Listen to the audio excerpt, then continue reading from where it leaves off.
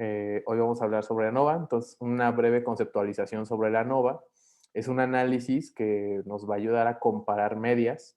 Es un análisis que se conoce como un análisis paramétrico y el fundamento del análisis de ANOVA es la comparación de las varianzas, es decir, las variaciones que están tanto entre los individuos que pertenecen al mismo grupo como las varianzas que ocurren entre los diferentes grupos. Entonces, como tal, el ANOVA pues es el análisis de varianza de la variabilidad entre los sujetos que están en un mismo grupo y entre los grupos que están incluidos en el análisis, ¿vale? Entonces, dependiendo pues de este valor, que le llaman este cociente entre las varianzas que están entre los sujetos y entre los grupos, pues vamos a obtener un estadístico F, que es una F de Fisher, y este estadístico pues es el que nos va a decir si hay o no hay diferencias entre las medias de dos o más grupos.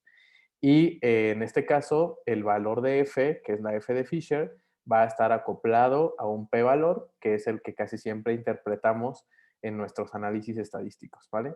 Entonces, vamos al siguiente. Entonces, el ANOVA puede tener varios diseños, como alguno de ustedes ya había advertido en una sesión anterior. Hay ANOVAs de una vía, ANOVAs de dos, de tres o ANOVAs multivías, ¿vale? Entonces, ¿qué significa eso de que sea de X cantidad de vías? Cada vía es un factor distinto.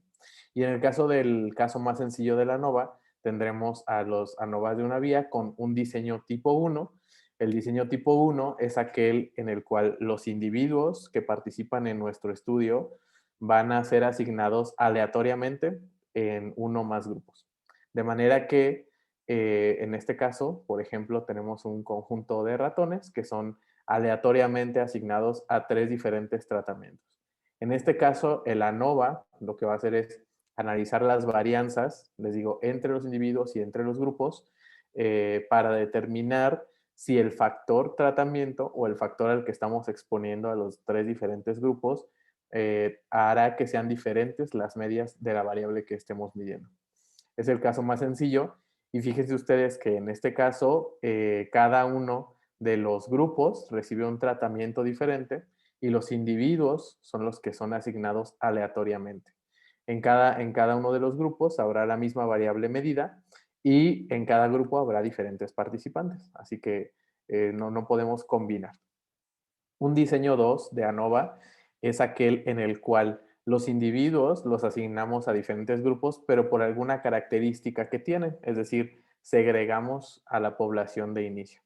Y en este caso, a estos individuos que vienen de diferentes grupos o que se pueden clasificar en diferentes grupos, los vamos a exponer al mismo factor, ¿ok? Los vamos a exponer en este caso, por ejemplo, a un reto, al mismo reto. Y aquí con diferentes colores, pues digamos diferentes cepas de ratones o diferentes características que pueden tener tanto genotípicas como fenotípicas. En este caso, todos los grupos reciben el mismo tratamiento y lo que varía son las características de los individuos. Este es un diseño de ANOVA de un factor también. Por otro lado, el ANOVA de dos vías, el diseño de ANOVA de dos vías, es aquel en el cual a los individuos que están incluidos en el estudio los estamos exponiendo a dos factores al menos y cada uno de los factores tendrá varios niveles. Por ejemplo, un factor puede ser el fenotipo de diferentes ratones y los niveles podrán ser el fenotipo 1 y el fenotipo 2. Háblese de alguna mutación genética, alguna condición metabólica o alguna característica que nos permita diferenciar los fenotipos. Y además, estos van a contrastarse o van a derivarse en diferentes grupos, por ejemplo, hablando de diferentes tratamientos de antibióticos, de manera que los dos factores interactúan. Es decir, hay diferentes combinaciones entre fenotipos y antibióticos a los que está expuesto cada uno de los individuos del estudio. De manera que obtendremos medidas de cada una de estas casillas donde cruzan los dos diferentes tipos de niveles, ¿vale? Entonces, en este caso, hay una interacción entre las variables. En el caso anterior de ANOVA de una vía, no interactuaban diferentes variables. En este caso, interactúan, por ejemplo, el fenotipo con el antibiótico o podrían interactuar cualquier otro tipo de diferentes factores. En este caso, el objetivo de la ANOVA no nada más es determinar si hay diferencias entre los grupos, sino saber cómo es que el factor uno, en este caso, por ejemplo, el fenotipo, y el factor 2 afectan a la variable y cómo es que combinados funcionan y cuál es esa interacción que existe. De manera que esta ANOVA de dos vías lo que hace es implicar a dos factores distintos en el mismo diseño de experimentos.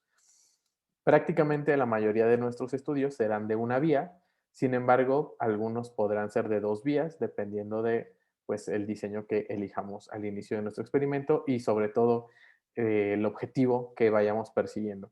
Si el objetivo es ver cómo afecta una variable, un factor, una variable de desenlace, podremos hacer una ANOVA de una vía o un diseño de ANOVA de una vía.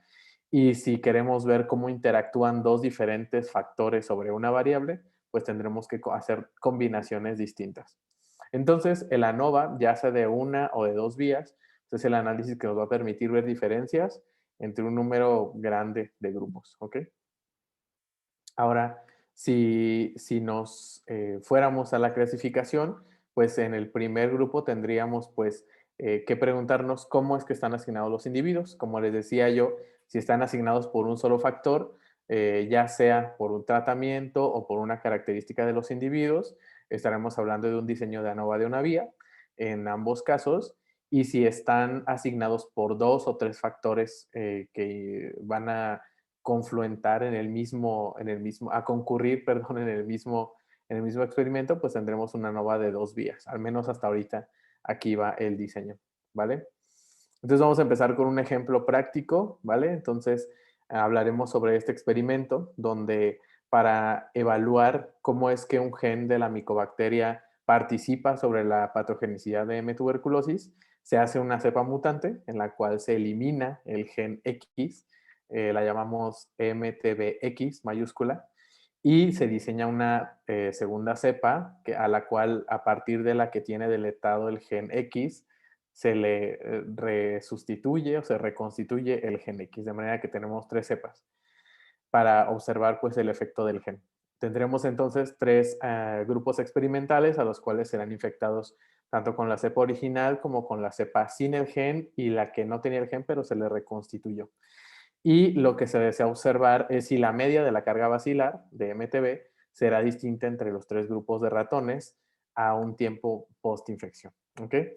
Fíjense ustedes que en este caso estamos hablando de un diseño de ANOVA tipo 1, donde tenemos diferentes participantes en cada uno de los grupos. Hay diferentes tratamientos, fue como se asignó, y en este caso estamos midiendo la misma variable en todos los grupos. De manera que estamos hablando de una ANOVA de una vía. ¿Ok? Entonces, aquí verán ustedes una gráfica típica que pudo obtenerse de este experimento, donde tenemos en el eje vertical la carga bacilar como una medida del logaritmo base 10 de las unidades formadoras por pulmón. Y tenemos los tres grupos, la micobacteria normal, la micobacteria a la cual se le detó el gen X y la micobacteria deletada a la que se le reconstituyó el gen X. ¿Ok? De manera que esto lo analizaremos por ANOVA desde el punto de vista de que tenemos tres grupos de inicio. ¿Ok? Entonces, vámonos al prisma, que es el que estamos utilizando para hacer los análisis. Y acá les presento el mismo gráfico. Tenemos el mismo gráfico de los tres grupos. Podrían ser 3, 4, 5 grupos para aplicar este ANOVA. Y decíamos al inicio, pues que nuestra marcha analítica tendrá que iniciar con revisar los outliers. ¿Ok? Parece que no hay outliers, pero vamos a revisar. Necesito irme a la versión de la tabla, arriba. Y me voy a ir a analizar y voy a pedirle que me haga una búsqueda de outliers. Entonces, en este caso, utilizamos el test de Croft con un alfa de 0,05 y fíjense ustedes que no hay outliers dentro de los diferentes grupos, de manera que ya pase este proceso de limpieza de los datos. ¿Cuál es el siguiente paso para analizar para realizar una ANOVA? El primero, pues, es verificar la normalidad de los datos. Dependiendo de la normalidad de los datos, haremos una ANOVA o una versión que no sea paramétrica. Entonces, vamos a revisar los datos, volvemos a analizar, vamos a pedirle que nos haga un test de normalidad o de log normalidad. Vamos a decir que queremos comparar con la distribución normal. Como tenemos un total de 24 datos, tenemos menos de 50, haremos una prueba de Shapiro y no le voy a decir que me grafique la gráfica de los esperados contra los normales, nada más para ahorrar espacio. Y en este caso, pues observamos que efectivamente los datos completos de los tres grupos están distribuidos normalmente, de manera que cumple con el criterio más grande para aplicar una ANOVA. Vamos entonces a proceder a analizar los resultados y vamos a irnos aquí a analizar. Bajo la columna de análisis de columna, vamos a encontrar el ANOVA de una vía o la versión no paramétrica para los grupos. Vamos a decirle OK. Y en este caso, los datos experimentales no están pareados, es decir, no hay una medida antes y después, simplemente representa un punto a la vez. En este caso vamos a decirle pues que use la versión de ANOVA y vamos a decirle que asuma las varianzas homogéneas para hacer el análisis. Hasta aquí es la configuración básica de la ANOVA y nos va a arrojar pues el primer valor. ¿Okay? En esta tabla de resultados veremos una tabla característica de los ANOVA que vamos a ver en todos los artículos. Vamos a observar el estadístico F, que les decía yo, es la relación de las varianzas entre grupos y entre los individuos, y nos arroja el p-valor, que es el que vamos a interpretar en este caso. Dice que el p-valor es menor a 0,0001, por tanto, dice pues que hay diferencia entre los grupos. De manera que hasta este momento solamente podremos decir eso, que hay diferencia entre los grupos. Fíjense ustedes que está la tabla de la ANOVA, la tabla que todos conocemos, donde viene justo cuál es la varianza entre las columnas, o sea, entre los diferentes tratamientos, cuáles son los valores residuales de las varianzas, los grados de libertad, los cocientes de las varianzas, el estadístico F y finalmente el p-valor. De manera que en este momento sabemos, de acuerdo a la ANOVA, que hay diferencias entre los grupos. Entonces, pues ya hicimos el test de ANOVA, seguimos esta serie de pasos en el cual pues hicimos el test de normalidad, vimos que había distribución normal de los datos, asumimos homogeneidad de varianzas y bueno, hicimos una ANOVA de una vía. De manera que para representar estos datos, lo que debemos hacer es graficar la media y la desviación estándar y en este caso pues ya tendríamos el dato del ANOVA. Sin embargo, el ANOVA como tal no es capaz de distinguir entre qué grupos existen estas diferencias. El ANOVA únicamente nos dice sí o no hay diferencias entre los 3 o 4 o 5 o 6 grupos que tengas en el análisis. ¿Qué hacemos para saber cuáles son las diferencias entre los grupos? Hacemos un análisis que se llama post-hoc. Ese análisis post-hoc nos va a permitir determinar cuáles son las diferencias entre los grupos en particular y vamos pues, a poder complementar el estudio de la ANOVA. ¿Por qué hacemos test post-hoc? Ese test post-hoc es un complemento de la ANOVA, es lo que les decía, y solamente lo ejecutamos cuando ANOVA encuentra que hay diferencias entre los grupos. Es un instrumento técnico para hacer una corrección a lo que se llama inflación del valor de alfa. Y vamos a explicar esto de manera muy sencilla. Siempre o casi siempre cuando alguien me hace preguntas sobre ANOVA, me llegan con gráficos como el que ustedes están viendo acá y me dicen, oye, es que corrí el test de ANOVA y no veo, me da que no hay diferencias entre los grupos. Pero ¿qué tal? O sea, yo veo esta barra amarilla y se ve muy abajo y veo esta barra verde y se ve pues más arriba. Entonces, si hago un test student entre la verde y la amarilla, ahí me va a dar pues que hay diferencias entre los grupos y además si hago otro test de TD-Student entre la gráfica azul y la amarilla, también me va a dar diferencia, aunque la ANOVA diga que no hay. Y ese es un error común y además es una tentación analítica de muchos, que yo la he visto muchas veces, sobre todo recientemente, hacer esas comparaciones con TD-Student. Y claro, cuando en el TD-Student tú le metes los datos de la barra verde y la barra amarilla, obviamente va a analizar los datos y te va a decir, hay diferencias. Sin embargo, este dato no es tan real como parece. A medida que nosotros aumentamos el número de comparaciones, es decir, hacemos aquí una comparación digamos, tenemos un nivel de significancia asegurado del 95%.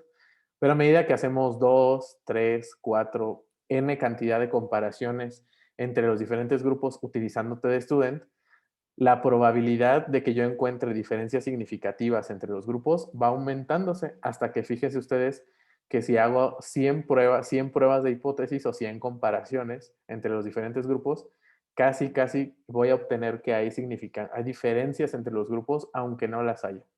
Otra forma de verlo es que cada vez que hacemos una comparación de TestStudent entre diferentes grupos, pues vamos a reducir el nivel de significancia real con el que estamos trabajando.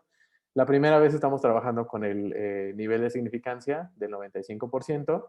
Para la siguiente vez ya bajamos el alfa a 0,098 y cuando hacemos 6 comparaciones, que puede ser el ejemplo de 7 grupos, el nivel de significancia ya no es 0,05, sino 0,265.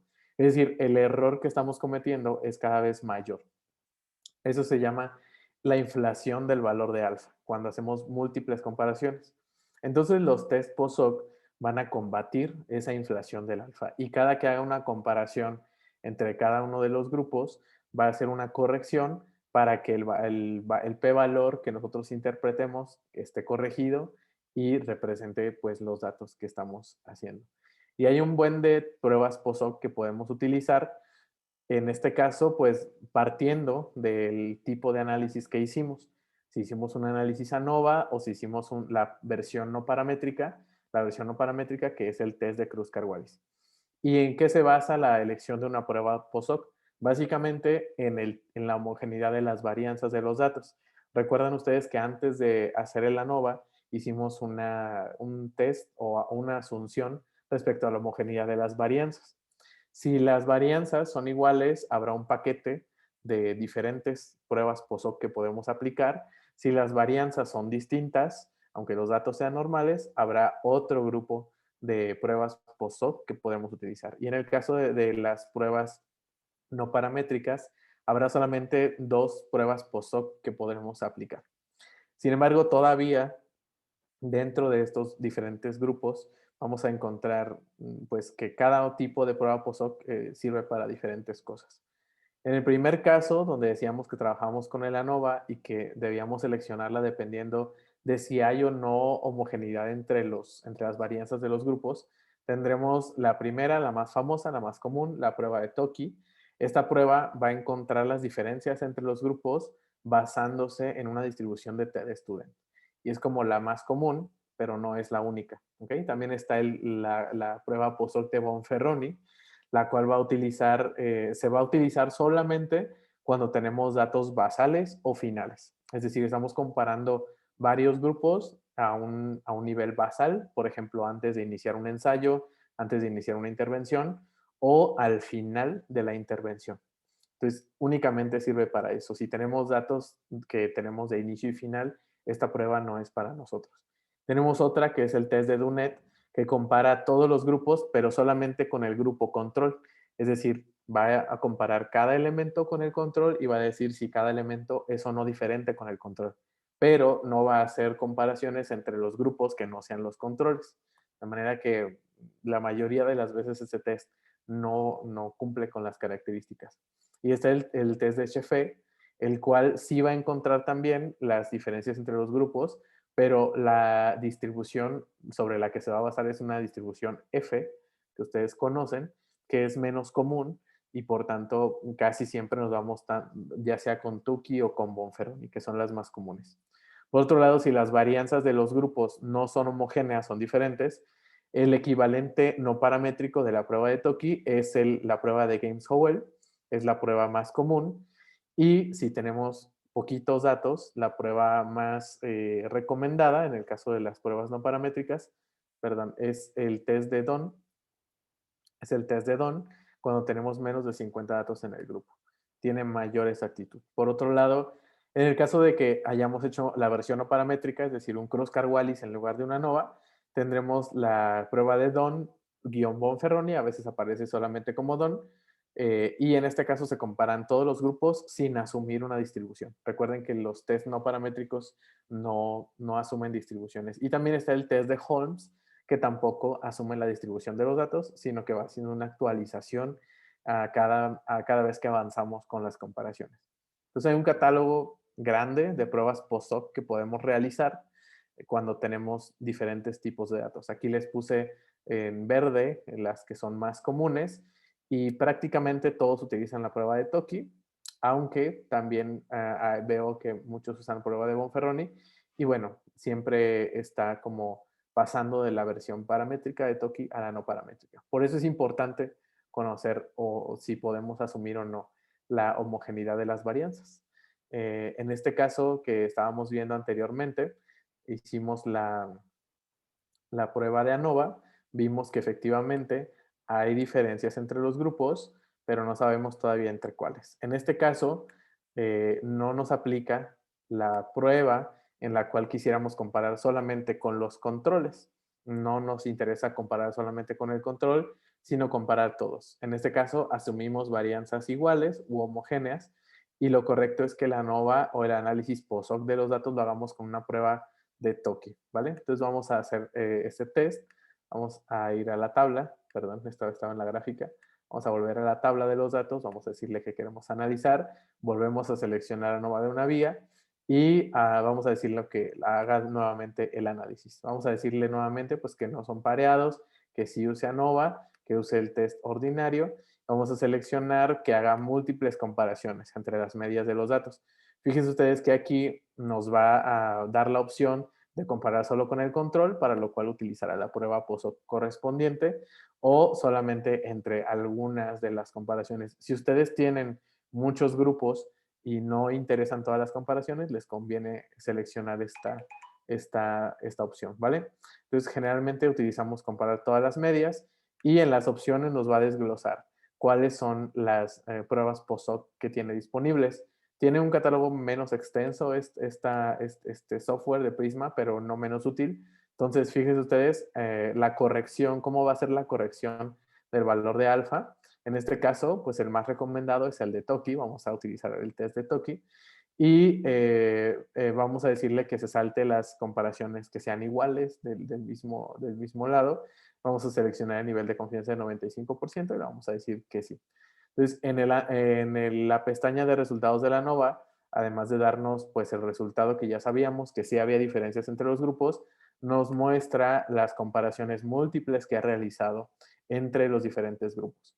De manera que aquí compara el grupo MTBX con MTB y nos dice sí hay diferencia, el valor es menor a 0,001. Y entre la mutante que tiene reconstituido el gen con MTB también hay diferencia, pero no hay diferencia entre MTBX y MTBX con el gen reconstituido.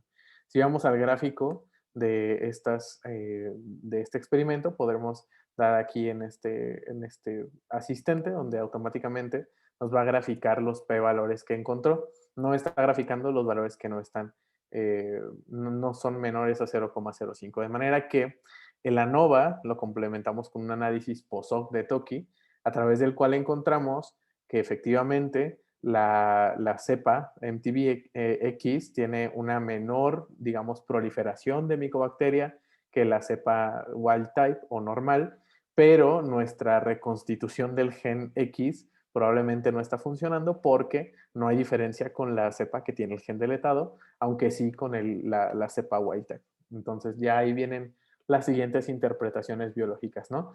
Hasta aquí termina el análisis de ANOVA, que no solamente fue la ANOVA, sino el análisis POSOC correspondiente. ¿Vale? ¿Hasta aquí tienen alguna pregunta? Yo tengo una. Adelante. Sí. Para hacer ANOVA, mis grupos deben de tener como el mismo número de individuos. Por ejemplo, a lo mejor que en un grupo tenga 10 y en otro 5, ¿eso afectaría en mi ANOVA?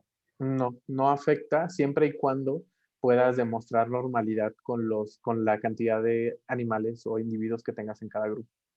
Ah, ok. Pero Recuerda que ya. el análisis de ANOVA no depende de la N, depende de la varianza entre los datos. Aunque sí, la varianza entre los datos también va a depender de la N, pero eso viene desde el diseño experimental, ¿ok? Que hablamos en sesiones anteriores. ¿Alguna otra pregunta? Cris, ¿afecta como, por ejemplo, si en algunos grupos me dio cero? No sé, cuando me dan cero, a veces ya no los meto en el análisis, pero no sé si es correcto. Depende de por qué te dio cero. Si es un error analítico, es decir, que la prueba o no logró determinar el valor, o algo pasó con la muestra, o algo así, lo idóneo es no meterlo al análisis. Pero si tenemos la seguridad de que el dato es ahora sí que confiable, en el sentido de que vamos a tener el dato real, realmente es cero y todo funcionó correctamente. En ese caso, tendremos que tomar en cuenta el valor de cero. No hay ningún problema. El ANOVA funciona igual. No va a tomar el valor de cero, va a tomar la varianza de los grupos. Si tienes la varianza del grupo de X cantidad a cero, pues es la varianza que va a tomar para el análisis. Entonces, es todo. Ah, ok, gracias. ¿Listo?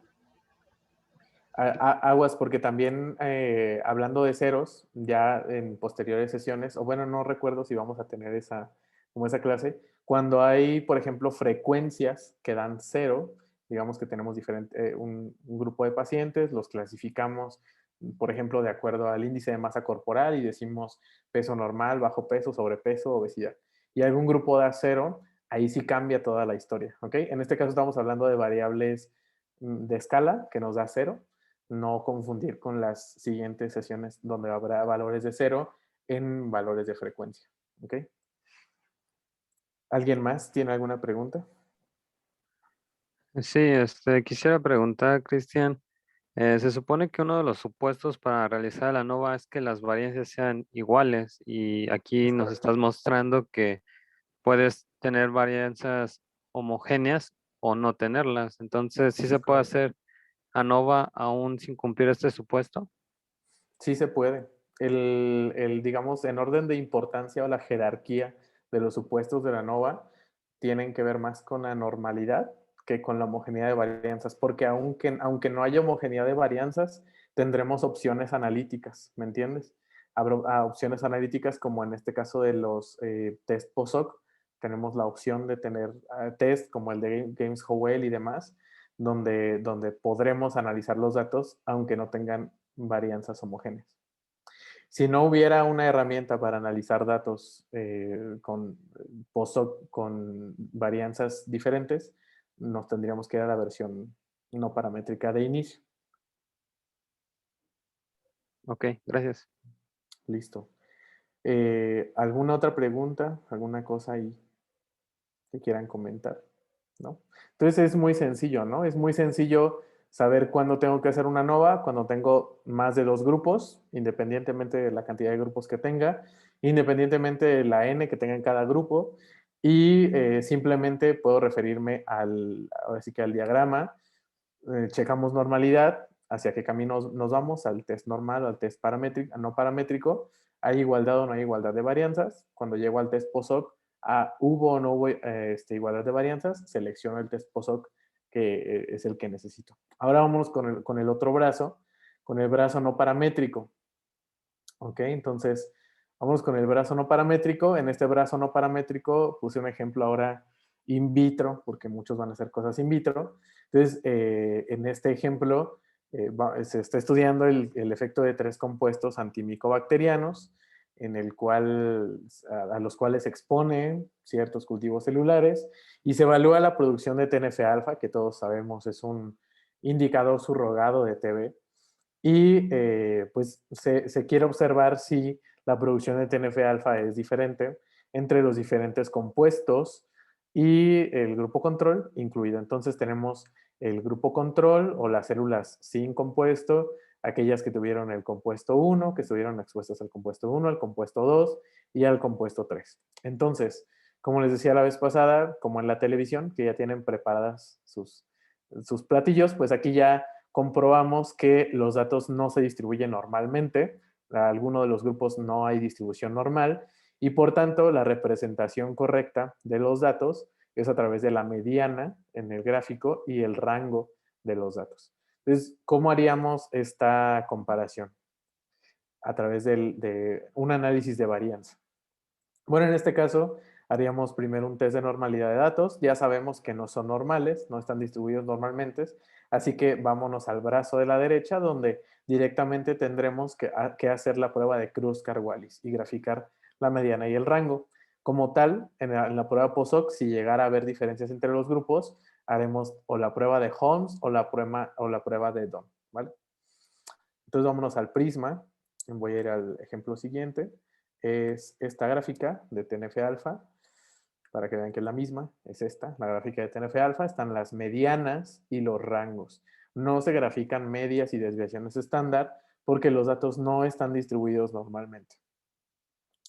Entonces, vamos a hacer el análisis. Como ya sabemos que no son normales, por tanto no habrá homogeneidad de varianzas, hagamos el test no paramétrico. Para eso vamos aquí a analizar y vamos a decirle que haga un test de ANOVA con todos los grupos. Y vamos aquí en la primera ventana a decirle, en primer lugar, que no son datos pareados. No hay ninguna relación entre los datos que están en el mismo renglón. Vamos a decirle que utilice un test no paramétrico. Automáticamente nos lanza que va a ser un test de Kruskal-Wallis y listo, vámonos a múltiples comparaciones para indicarle que además de comparar los grupos, que nos dé el valor de la P en Kruskal-Wallis, queremos comparar entre los grupos. De manera que fíjense ustedes aquí lo que dice, comparar el rango medio, no la media, el rango medio de cada columna con el rango medio de cada una de las otras columnas. Vamos a decir esa opción. Y en este caso, la única opción que tiene activa Prisma para este tipo de test es el test de Dunn, que es el que les comentaba, es de los que vamos a hacer. Vamos a decirle que se salte las comparaciones que sean iguales en ambos sentidos y no vamos a decirle que no grafique los rangos, no nos interesan tanto. Entonces, fíjense cómo en este caso, igual que en el caso de la ANOVA, nos muestra que el p-valor. Y dice que el p-valor del Kruskal-Wallis es 0,0002. Dice que el valor es aproximado. ¿Por qué es aproximado? Porque los test no paramétricos no pueden asumir normalidad y no pueden dar un valor exacto. Sin embargo, aún así, pues nos dice que sí es un valor, vamos a decir, menor a 0,05 y por tanto hay diferencia entre las medianas, no entre las medias, entre las medianas de los grupos que estamos analizando. Entonces, primer check está muy bien, hay diferencias entre los grupos. Vamos a ver el test POSOC, a ver qué nos dice entre cuáles grupos están las diferencias. Entonces, aquí directamente, fíjense ustedes que en esta columna directamente nos habla de si hay o no hay diferencias. Entonces, ¿en cuáles hay diferencias? Entre el compuesto número 2 contra el control y el compuesto número 3 contra el control. Las demás comparaciones no hay diferencias entre las medianas de los grupos. Volvemos al gráfico, hacemos aquí clic en el draw y nos va a graficar las diferencias que ha encontrado a través del análisis POSOC.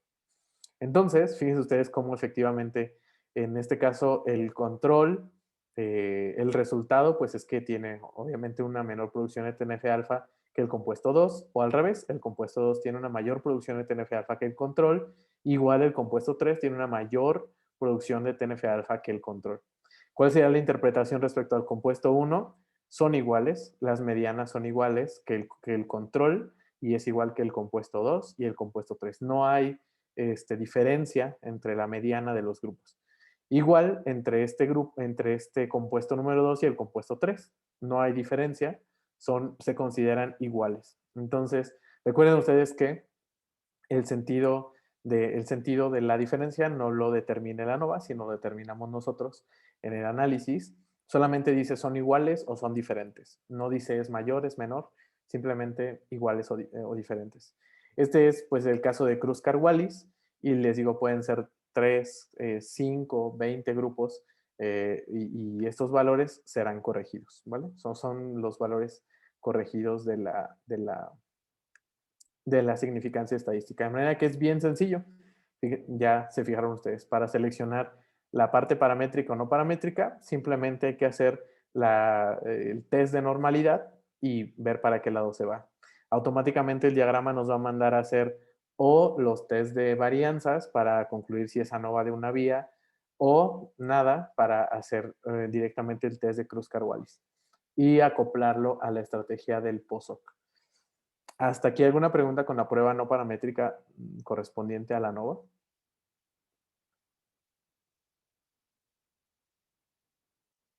Parece que no. De acuerdo. Entonces, el día de hoy es 2 por 1. El día de hoy hay no solamente una autoevaluación, sino dos autoevaluaciones, porque la vez pasada no hubo. Al final de la sesión les voy a mandar los enlaces. Hay una autoevaluación de la NOVA, que les repito, es anónima, es confidencial. Y bueno, yo sí puedo ver los resultados, pero es para como medir al grupo. Y además una autoevaluación sobre las pruebas POSOC relacionado al artículo que les mandé hace unos días, ¿vale? Entonces, hablaremos, si no hay dudas respecto a esto, hablaremos sobre un diseño adicional que no es tan común, pero que a veces me suelen preguntar sobre ese tipo de diseños. Sirve que adelantamos esto en estos últimos minutos.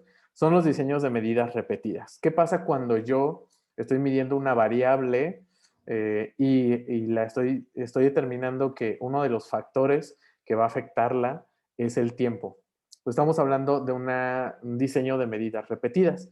Tenemos a los mismos participantes, a los mismos individuos, exactamente a los mismos, y estamos midiendo el valor de la variable en diferentes tiempos. Por ejemplo, en un ensayo clínico donde se quiere ver la evolución de la presión arterial y a las mismas personas se les determina la presión arterial en la primera consulta, en la 10 y en la 20, por ejemplo.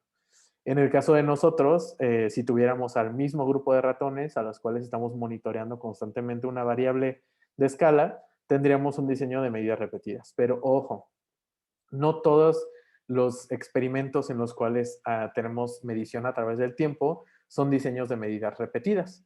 ¿Por qué? Porque a veces ya sabemos qué va a pasar con el tiempo. Sabemos que la producción de una citocina va a aumentar, que la curva de crecimiento de un microorganismo va a tender a aumentar. Ya sabemos que la carga basilar va a aumentar a través del tiempo. Entonces, cuando no sabemos cómo es que una variable se mueve a través del tiempo y es un factor de nuestro experimento, pues entonces vamos a hablar de un diseño de medidas repetidas. En este caso, también se hace una NOVA porque el tiempo entra como un factor adicional. Y siempre lo vemos en estos gráficos, siempre, donde tenemos, este es de la vacuna MTV-VAC. En este experimento, pues inmunizaron ratones y ya saben, ¿no? Miden unidades formadoras de colonia. Entonces, tenemos gráficos como este de unidades formadoras de colonias y miden las unidades formadoras de colonias en diferentes días después del reto. Y entonces me llegan a veces y me preguntan, oye, ¿qué hago para analizarlo? Es una NOVA de medidas repetidas porque pues veo las mismas UFCs en diferentes tiempos y la respuesta es no, porque no son los mismos individuos en cada tiempo. Además, el tiempo no es un factor que va a interactuar con el tratamiento, ¿ok? Es decir, no hay diferencias entre combinar diferentes tiempos y diferentes tratamientos, en este caso vacunas. Entonces, a pesar de que vemos que tenemos un factor que es la vacunación, que los divide a los ratones en 3 grupos, tenemos una variable de desenlace que es la carga basilar y que aunque esté medido a diferentes tiempos, pues no corresponde a un diseño de medidas repetidas. ¿Cuál es la primera opción que tenemos para analizarlo? Bueno, pues entonces analicémoslo tiempo a tiempo.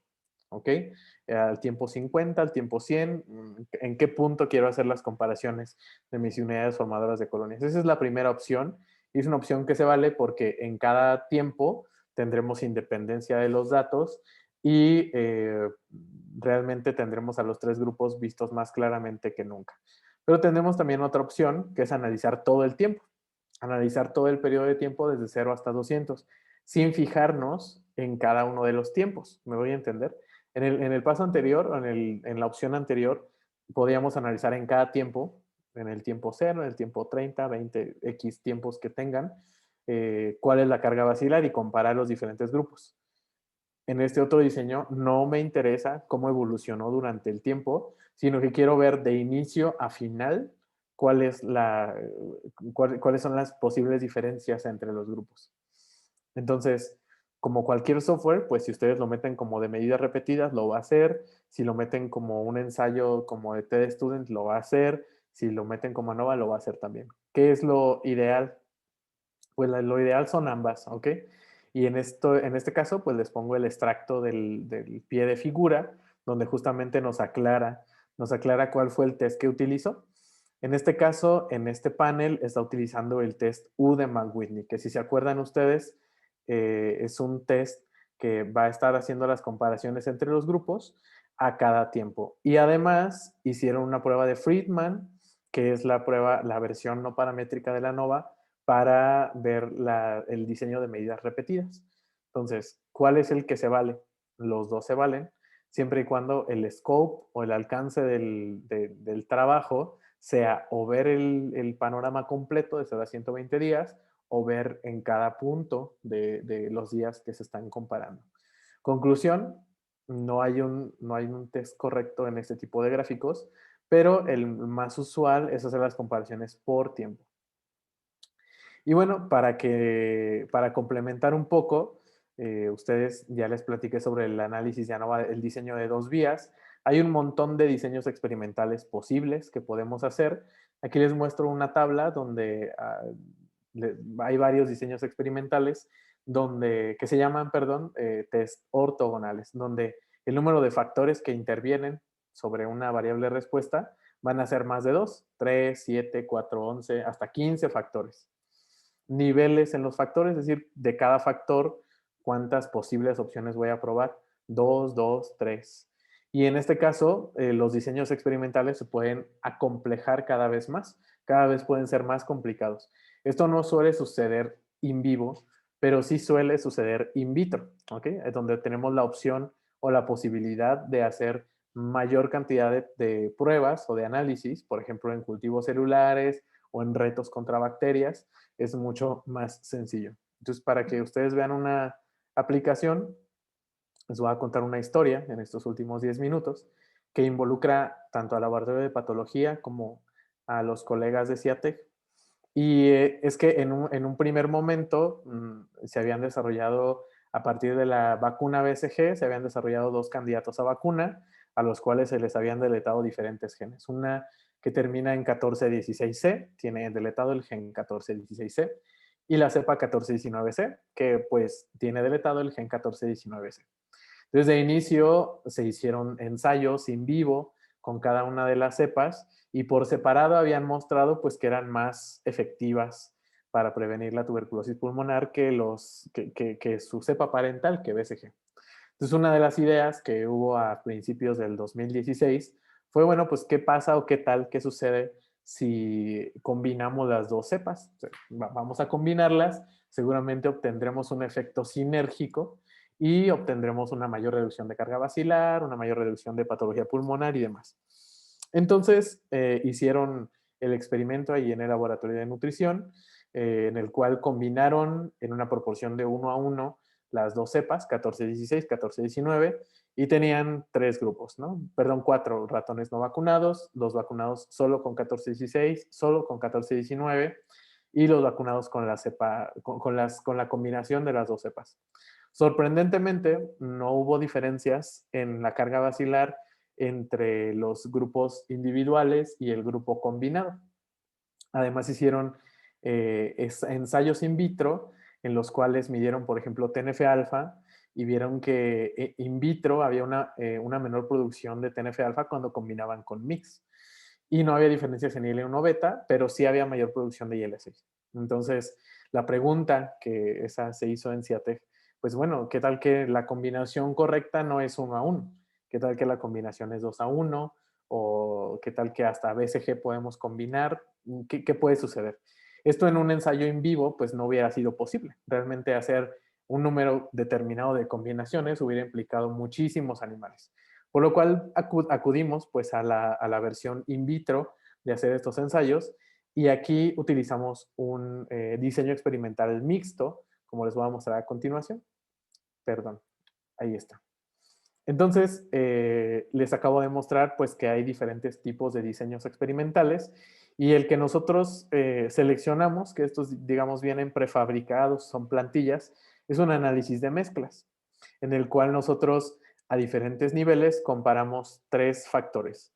La aplicación de BCG, de la mutante 1416 y de la mutante 1419 en diferentes combinaciones, solas o en combinaciones entre 2 o combinaciones entre 3.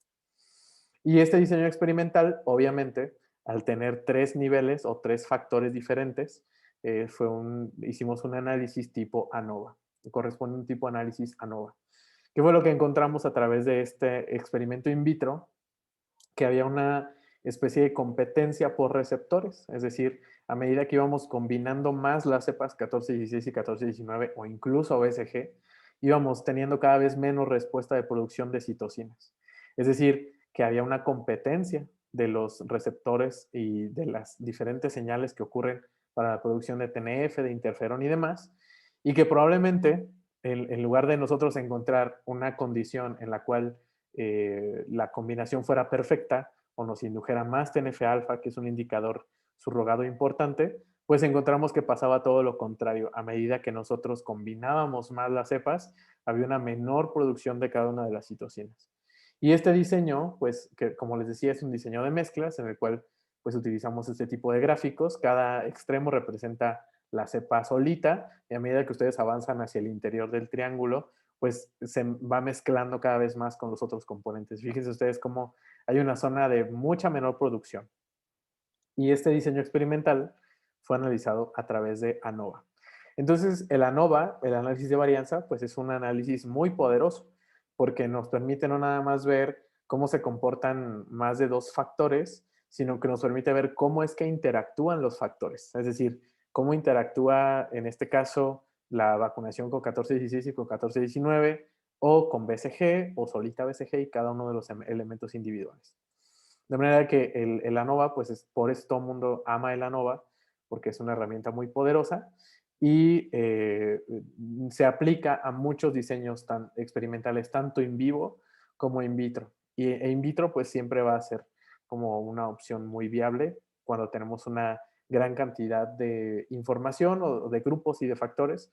Casi siempre va a ser ANOVA o bien su versión no paramétrica, que es el test de Kruskal-Wallis. Entonces, bueno, esto ya nada más para resumirlo, pues tenemos la prueba paramétrica de ANOVA de una vía, que es aquella que utilizamos cuando hay normalidad y varianzas homogéneas o no homogéneas, y cuando hay que no es normalidad, haremos una prueba de Kruskal-Wallis, que con Prisma es muy sencillo de realizar. Entonces, pues hasta aquí ahora sí que la clase de ANOVA. ¿Tienen alguna pregunta, algún comentario respecto a ANOVA? ¿Cuándo se aplica? ¿Cómo se aplica? ¿Cómo se hacen los ensayos? ¿Alguna pregunta adicional?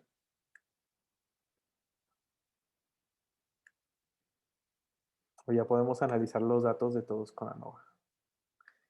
Bueno, parece que no hay dudas. Y me alcanza todavía el tiempo, 4 minutos, para platicarles algo súper rápido sobre esto mismo de ANOVA y TEDstudent, que son las pruebas que hemos estado viendo, y es sobre cómo reportar esto de la ANOVA y del TEDstudent. Entonces, aquí hay un artículo, es un metaanálisis. ¿Por qué necesitamos dejar de reportar nada más que los datos fueron analizados con ANOVA o con TEDstudent? Y fíjense ustedes que ellos hicieron una búsqueda de artículos que utilizaban ANOVA y TEDstudent, y fíjense ustedes que la mayoría de los artículos no especifican cuáles son los factores que están incluidos en el ANOVA. Es decir, cuál fue cada uno de los factores que se incluyeron en el de una vía o de 2 o de 3 vías. Entonces, es una cosa muy importante que debemos conocer cuando reportamos en nuestra tesis, en un artículo. ¿Cuáles son los factores que se involucraron en este análisis? La mayoría de los artículos sí reportan cuál es el test post-hoc, pero hay una proporción de 30% que no dice cuál es el test post-hoc que se utilizó. Entonces, recomendaciones para hacer los reportes de ANOVA. Primero los de TEDstudent, hablando de nuestros tesis, nuestros artículos. En primer lugar, decir qué tipo de TEDstudent utilizamos. Una T pareada, una T no pareada. ¿Cómo fue esa selección? Decir si se asumieron o no se asumieron varianzas iguales entre los grupos. Eso es muy importante declararlo. Reportar el valor estadístico de T, el de la T de student, no nada más el p-valor. Además, decir cuántos fueron los grados de libertad del análisis y el valor exacto de P. ¿Okay? Son 3 parámetros que debemos incluir. Y además, justamente reportar los intervalos o los efectos con los intervalos de confianza, que son los que normalmente utilizamos. Entonces, no nada más decir hice una t-student, sino decir qué tipo de t-student utilicé, cuántos fueron los grados de libertad, el valor del estadístico t y además el p-valor que se obtuvo. Lo mismo para el ANOVA. En el caso del ANOVA, decir cuántos factores se incluyeron en el ANOVA. ¿Fue una ANOVA de una vía, de 2 vías? ¿De cuántas vías fue? Para cada factor, especificar qué factor fue y cuántos niveles de ese factor se estudiaron. ¿Okay? Además de cuáles fueron aquellos que variaron entre los sujetos y entre los grupos. Cuáles fueron pues, todos los participantes del análisis. Además, si tuvo más de 2 factores, siempre debemos declarar si hubo o no hubo interacción entre los factores, hasta qué punto interactuaron y cómo influye esa interacción sobre el resultado. Reportar no nada más el p-valor, sino el estadístico F, que es la proporción o el cociente entre las variaciones entre sujetos y entre grupos, los grados de libertad que están ahí en la tabla de la ANOVA y el p-valor, tanto para el factor que estamos estudiando como para las posibles interacciones que haya. Si hay un test post-hoc, decir qué tipo de test post-hoc y el p-valor que se obtuvo de cada test post-hoc. Y bueno, utilizar los intervalos de confianza también es una recomendación que podemos tomar en cuenta para el correcto reporte de nuestros ANOVA y de nuestros test student. Entonces, pues nada, hasta aquí terminaría nuestra presentación del día de hoy. Ya vimos el test de ANOVA, el de una vía, el de 2 vías no, pero si a alguien le interesa lo podemos ver